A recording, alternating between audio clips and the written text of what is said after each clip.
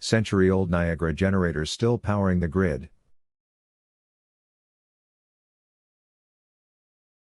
There is a hydroelectric installation at Niagara Falls whose original generators, installed in 1895, remain in continuous commercial operation and still feed the modern grid.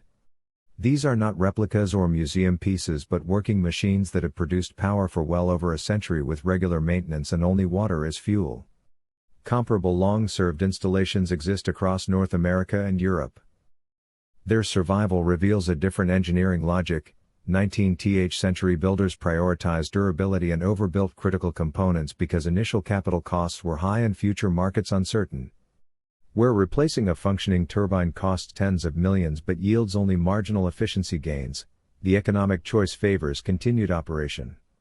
In many hydro sites, efficiency improvements are small enough that original equipment remains economically viable. Some of these generators operate at obsolete frequencies tied to historical local standards.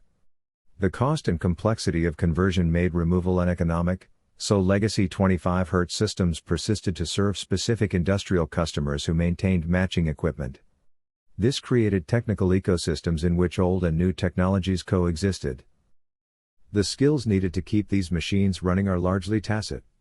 Technicians maintain knowledge passed down through apprenticeships rather than fully codified manuals.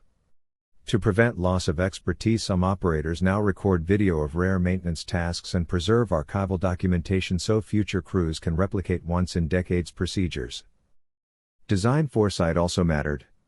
Early engineers deliberately built generous maintenance access and high safety factors, anticipating long service lives and unforeseeable future needs. Those choices proved critical during later overhauls when oversized access shafts and robust components simplified major repairs. These installations are living time capsules that challenge common assumptions about obsolescence. Their longevity shows that when durability is prioritized and economic incentives align, infrastructure can operate for generations. The lesson is not that old technology is always superior but that long service lives were achievable and intentionally engineered when that goal mattered.